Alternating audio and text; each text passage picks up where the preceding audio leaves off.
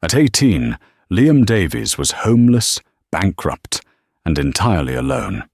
The bank had foreclosed on his childhood home, and the moving trucks were long gone. But as he packed a single surviving cardboard box, a heavy iron key slipped from his father's favorite book. Everything was about to change. The rain in Oak Haven, Oregon, did not fall. It drove hard against the glass, sounding like a handful of gravel thrown against the windows of the empty house.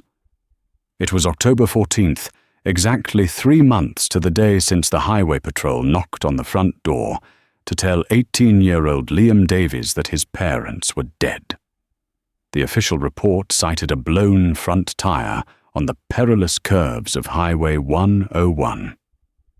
The car had gone over the guardrail, plummeting into the rocky ravine below.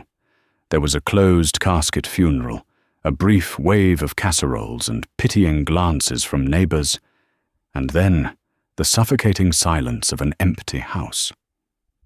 But the grief was quickly eclipsed by a much colder, sharper reality: total financial ruin. Thomas Davies, Liam's father, had been a quiet, meticulous man. He worked as a senior accountant for Sterling Logistics, a massive regional shipping firm. He wore the same grey suits, drove the same sensible sedan, and always preached the virtues of financial prudence. Yet, within weeks of his death, the estate liquidators arrived, accompanied by Liam's uncle, Noah Davies, and a razor-sharp corporate attorney named Silas Montgomery. Noah was everything Thomas was not. He was the founder and CEO of Sterling Logistics, a man who wore custom Italian tailoring, smelled of expensive Scotch and cedar, and drove a jet-black Mercedes. Uncle Noah had always been a distant figure, showing up only for mandatory holiday dinners, usually stepping outside to take urgent phone calls. But when Thomas died, Noah took immediate control of the estate. Sitting at the mahogany dining table, which would soon be auctioned off to pay debts, Silas Montgomery slid a thick manila folder toward Liam. The lawyer's face was an unreadable mask of practiced sympathy. "I'm sorry, Liam," Silas had said, his voice smooth and devoid of genuine warmth. "But your father's finances were not what they appeared. The house is mortgaged to the hilt. There are outstanding personal loans, catastrophic investments in shell companies, and unpaid taxes. Furthermore, the life insurance policy lapsed a mere 2 weeks before the accident due to non-payment." Liam had stared at the papers, his mind short-circuiting. "That's impossible. My dad tracked every penny. He had spreadsheets for our grocery bills. He would never let a life insurance policy lapse." Uncle Noah had placed a heavy, manicured hand on Liam's shoulder, offering a tragic sigh. "People have secrets, Liam. Thomas was under a lot of pressure. He tried to play the stock market to build a bigger nest egg for you, and he lost. The bank is foreclosing. I'll pay for your college tuition, of course, but as of next week, the bank owns Alder Creek House." Liam had refused Noah's money, entirely out of pride and a lingering sick feeling in his gut. There was something too neat about the paperwork, too polished about Noah's grief. But at 18, with no resources and no legal standing, Liam had no choice. The liquidators came and took the furniture, the appliances, his mother's piano, and his father's antique clock. They stripped the house to its bones. Now, on his final night before the bank officially changed the locks at 8 a.m., Liam sat on the bare floorboards of his father's stripped study. The electricity had been shut off 2 days ago. His only source of light was a heavy-duty camping lantern that cast long, distorted shadows against the faded floral wallpaper. In the corner sat his entire life: 1 canvas duffel bag of clothes and a single cardboard box destined for a local charity shop, filled with his father's old books. Liam dragged the box toward him, the cardboard scraping loudly against the hardwood. He didn't even want the books. but leaving them for the bank felt like a final defeat. He picked up a worn, leather-bound copy of The Count of Monte Cristo. It had been Thomas's favourite novel, read and reread until the pages were soft and frayed. As Liam held the book, he noticed something odd. It was unnaturally heavy. He turned it over in his hands, feeling the spine. It was stiff, rigid in a way that paper and glue shouldn't be. Frowning, he shook the book. A faint, metallic rattle echoed from within the binding. Curiosity piercing through his exhaustion, Liam pulled his pocket knife from his jeans. He carefully slid the blade down the inner crease of the back cover, slicing through the old linen thread and glue. He peeled back the leather spine. Inside, carefully nestled in a hollowed-out rectangular cavity, cut directly into the binding, lay a key. It was heavy, forged of dark, oxidized iron. The bow was shaped like an elongated teardrop, and the bit was fiercely complex, jutting out at asymmetrical angles. It looked like something belonging to a medieval cathedral, not a 1920s craftsman home in Oregon.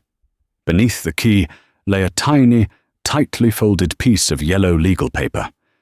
Liam's hands began to tremble as he unfolded it. The handwriting was unmistakable.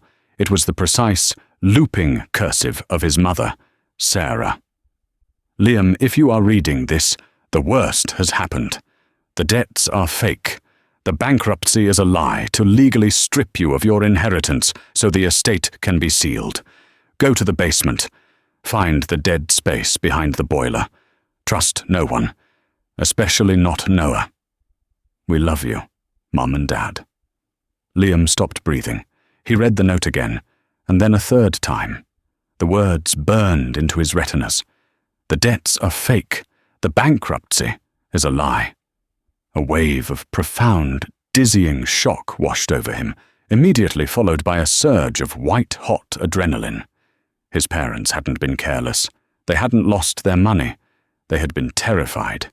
And Uncle Noah, the man who had stood over their graves, dabbing his eyes with a silk handkerchief, was at the center of it. Liam glanced at his phone. It was 11:14 p.m. The bank representative, and likely Uncle Noah's people, would arrive in less than 9 hours. He picked up the heavy iron key. Its cold surface seemed to vibrate against his palm. He grabbed his high-powered flashlight, shoved the note into his pocket, and walked out into the dark hallway. The house was dead silent, save for the rhythmic drumming of the storm outside. Liam's footsteps echoed loudly as he made his way to the kitchen and opened the door leading down to the basement. The basement of Alder Creek House had always been a source of low-level anxiety for Liam. Or since he was a child, his father had sternly forbidden him from going down there. "Black mold, buddy," Thomas used to say, fixing a heavy brass padlock to the door. "And the foundation is cracked. It's not safe. Let the repairmen handle it." When the estate liquidators arrived a month ago, Silas Montgomery had explicitly ordered them to clear the basement, breaking the padlock with bolt cutters. They had hauled out boxes of old holiday decorations, rusted tools, and broken patio furniture, declaring the space empty and useless. Liam descended the wooden stairs, the beams groaning in protest under his weight. He hit the concrete floor, sweeping the beam of his flashlight through the cavernous space. It smelled of damp earth, rust, and the metallic tang of old copper pipes. Cobwebs hung in thick, dusty sheets from the exposed floor joists above. He moved toward the back of the basement, navigating around the massive dormant cast-iron boiler that hadn't been fired up in decades.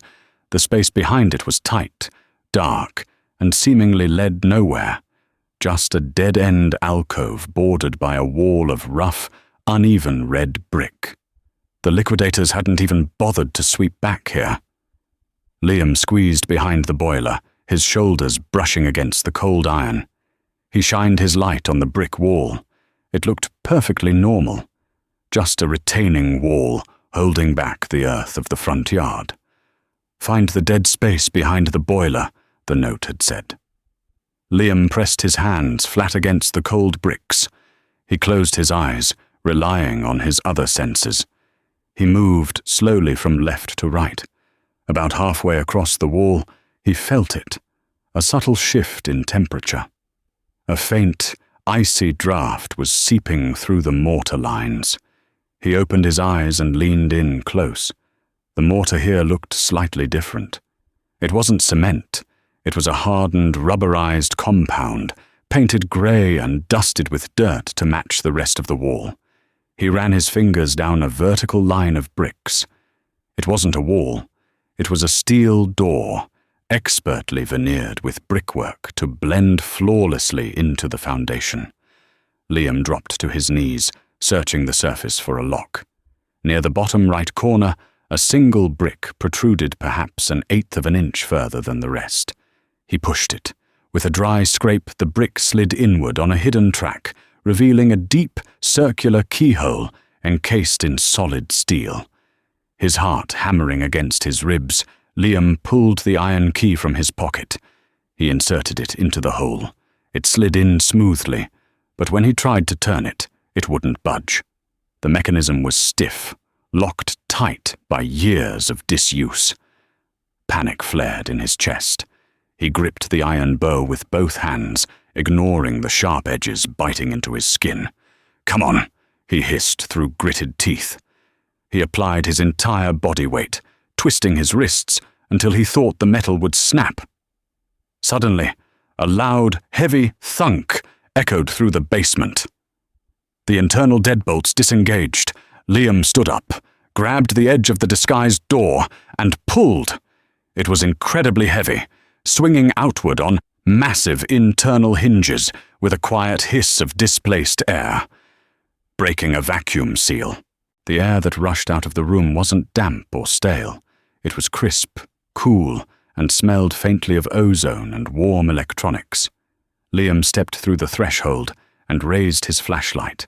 His jaw dropped. He wasn't standing in a root cellar or a forgotten basement expansion. He had just stepped into a state-of-the-art, climate-controlled vault. The room was roughly 15 feet by 15 feet. The walls were lined with seamless acoustic paneling. Overhead, motion sensors detected his presence, and a row of low-profile LED lights flickered to life, illuminating the space with a sterile, white glow. Liam turned off his flashlight, too stunned to move. In the center of the room sat a massive steel desk. On it rested a sleek laptop, securely wired to an independent encrypted hard drive. To the right, a towering Mosler safe was built directly into the reinforced concrete wall. But it was the left wall that stole Liam's breath.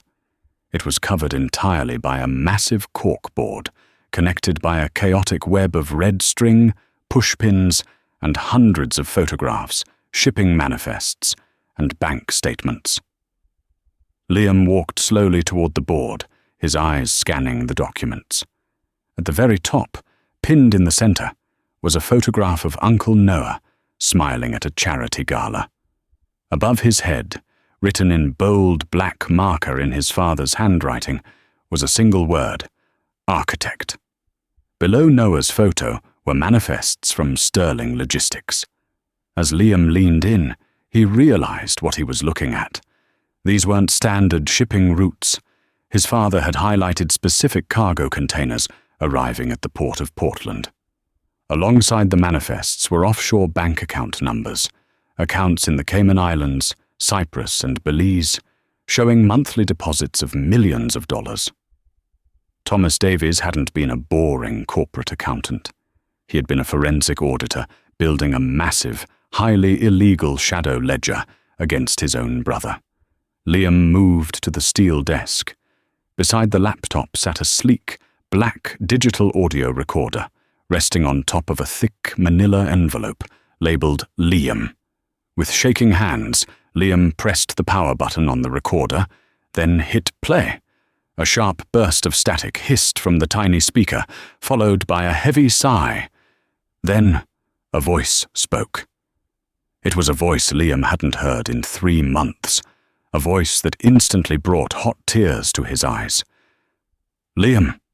His father's voice filled the silent vault, sounding incredibly tired, yet firmly resolved. "If you are listening to this, it means I failed. It means Noah realized how close I was, and he moved against us." Liam collapsed into the leather office chair, staring at the spinning digital timer on the recorder. "For the past 4 years," the recording continued, "I haven't just been working at Sterling. I've been infiltrating it.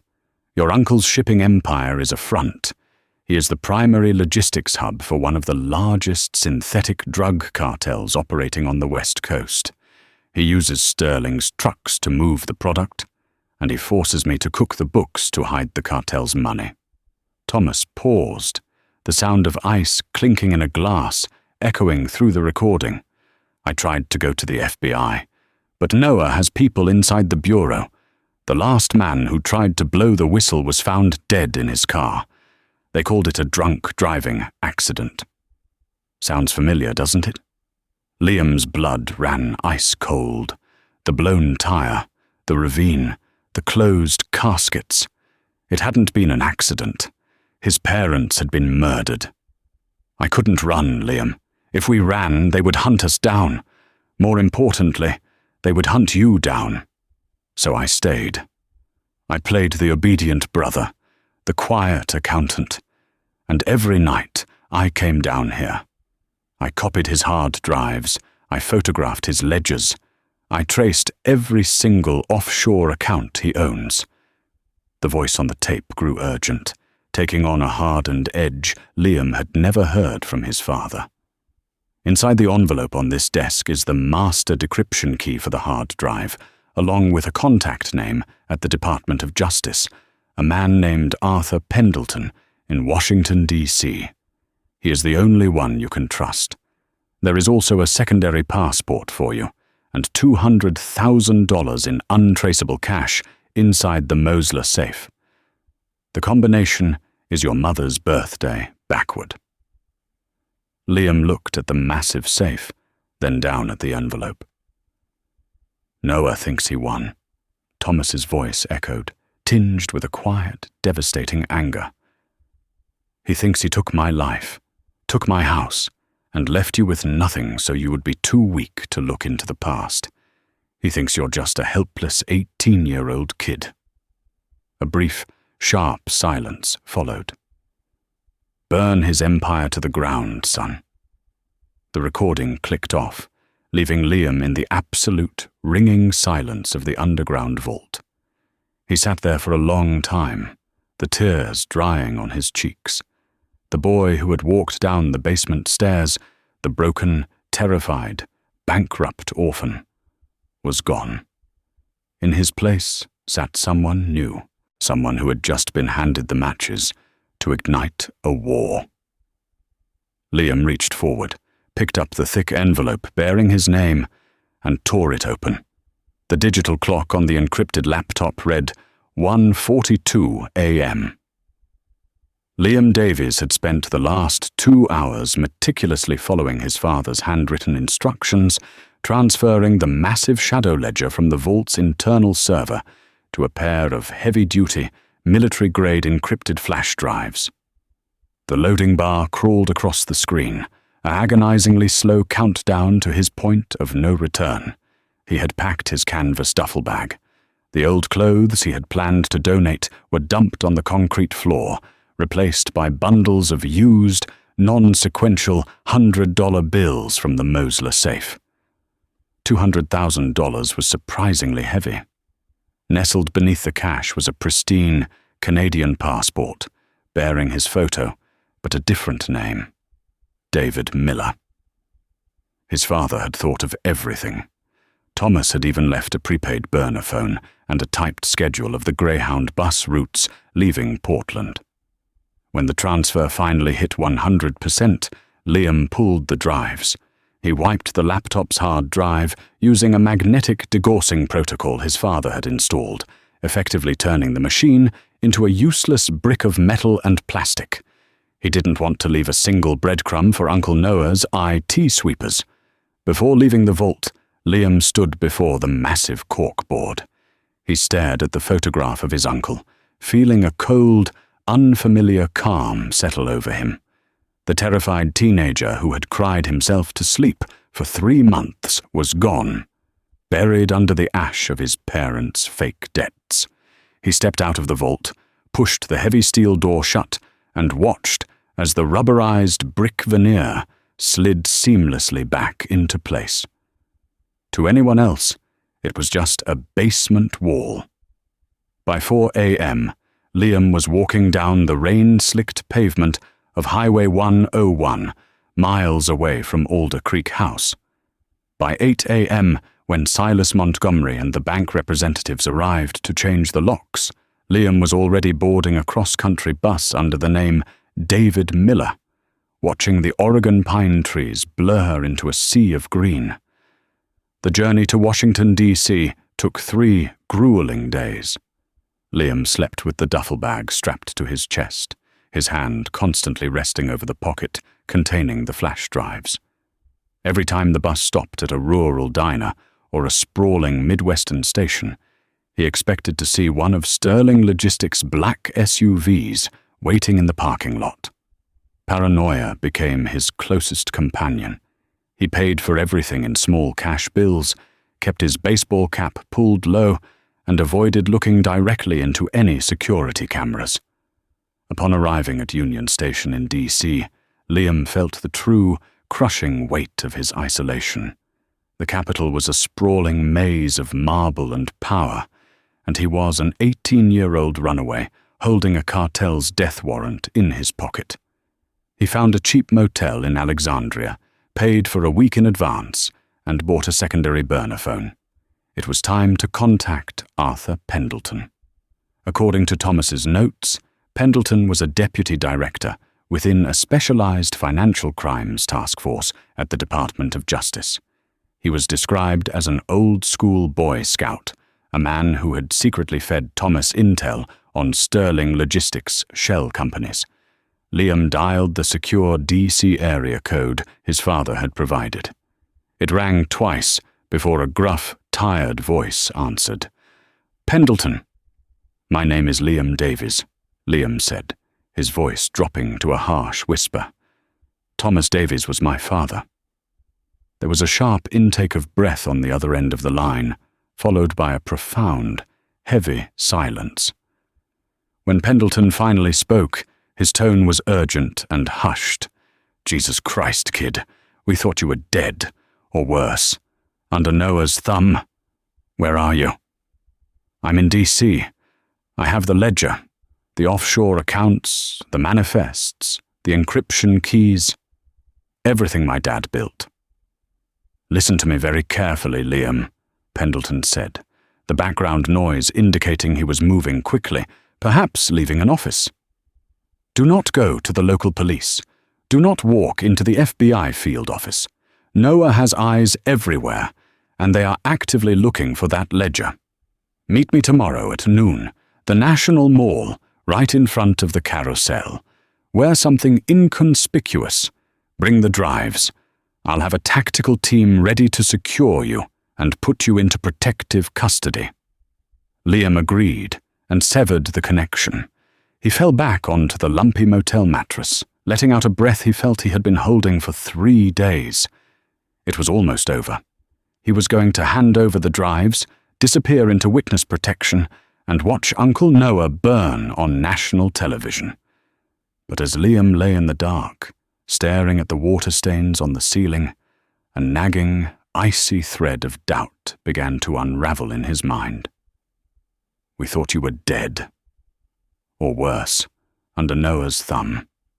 It was a perfectly normal reaction from a concerned federal agent, but something about the phrasing clawed at Liam's memory. He pulled his father's digital recorder from his bag and pressed play, listening to his father's final message again. "Whoa," along with a contact name at the Department of Justice, a man named Arthur Pendleton in Washington, D.C. He is the only one you can trust. Liam frowned. His father had never mentioned that Arthur Pendleton knew Liam existed, let alone that Pendleton would assume Liam was dead or under Noah's thumb. If Pendleton was secretly working with Thomas, he would know Thomas was keeping Liam entirely out of the loop to protect him. Why would Pendleton assume Noah had any reason to go after an oblivious 18-year-old kid? Unless Pendleton knew Noah was tying up all loose ends.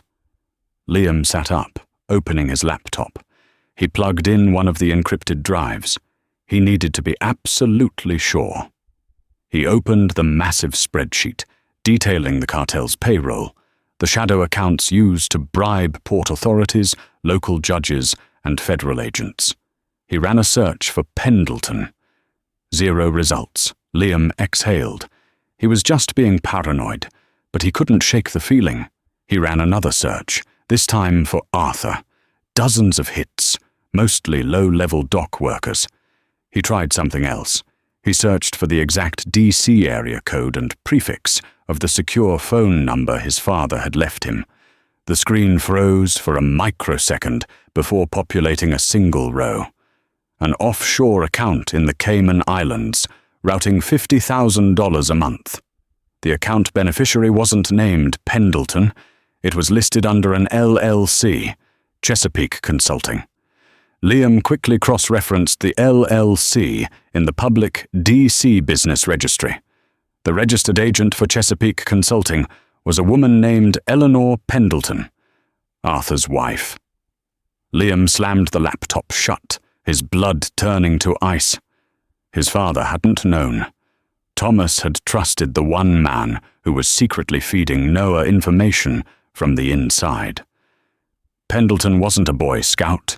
He was the cartel's early warning system at the DOJ. And tomorrow at noon, Liam wasn't walking into protective custody. He was walking into an execution. The following day, at 11:45 a.m., the National Mall was crawling with tourists.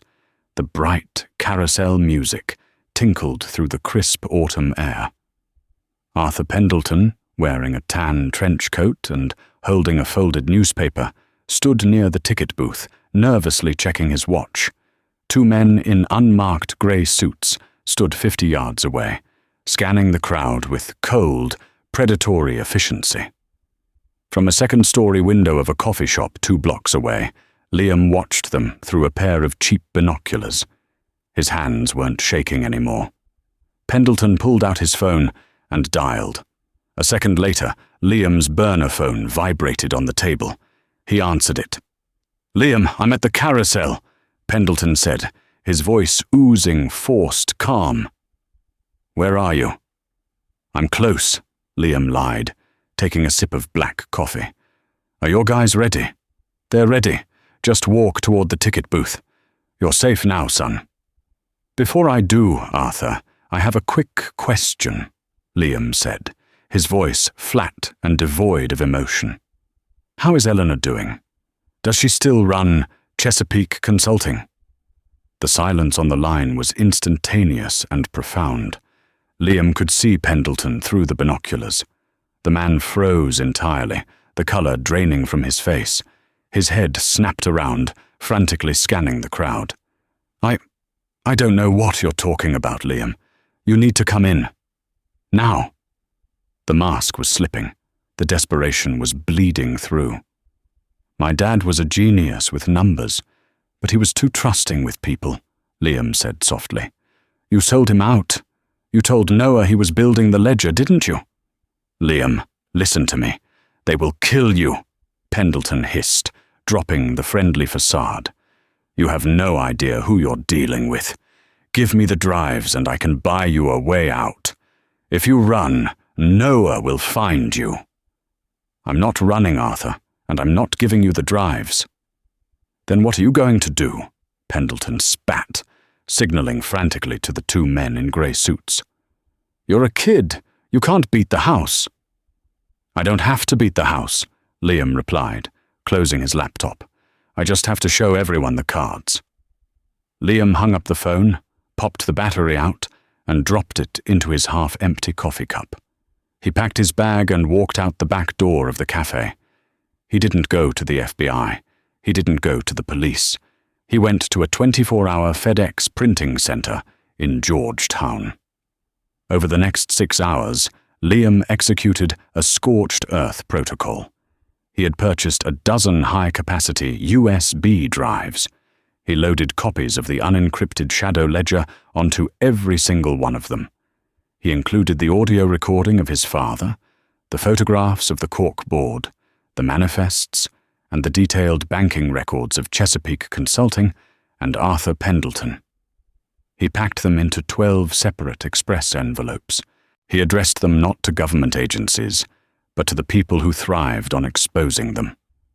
One went to Jonathan Carmichael, a Pulitzer-winning investigative journalist at the New York Times. Another went to Rebecca Hayes at the Washington Post. He sent copies to the European headquarters of Interpol, bypassing U.S. jurisdiction entirely.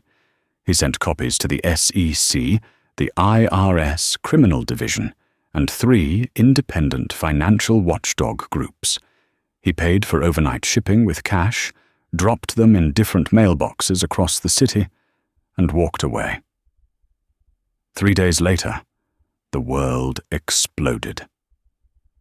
Liam, now safely living under the name David Miller in a quiet coastal town in Maine, sat in a diner and watched the breaking news on the wall-mounted television. The headline blared in stark red letters: "Logistics Empire Crumbles. CEO Arrested in Massive Cartel Sweep."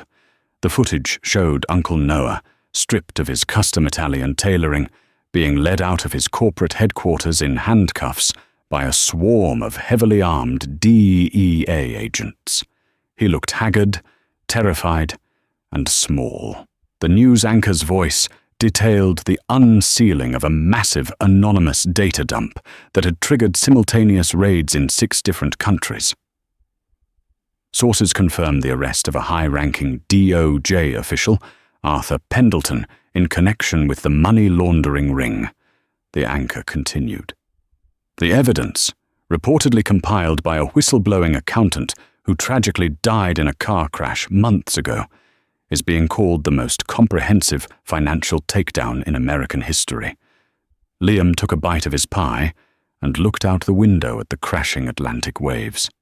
He pulled the heavy, dark iron key from his pocket and laid it on the Formica table. It had opened a door to a nightmare, but it had also given him the power to end it. His father had asked him to burn Noah's empire to the ground. Liam had done exactly that. He left a $20 bill on the table to cover his coffee and pie, picked up the iron key, and walked out into the crisp, clean air of his new life. Liam's story remains a testament to the enduring power of truth hidden in plain sight. Stripped of his home and his family, an 18-year-old boy used a single iron key and his father's brilliant, silent sacrifice to dismantle a transnational criminal empire. In the end, Thomas Davies didn't leave his son with nothing. He left him with the ultimate inheritance: justice, survival, and the profound strength to forge his own destiny.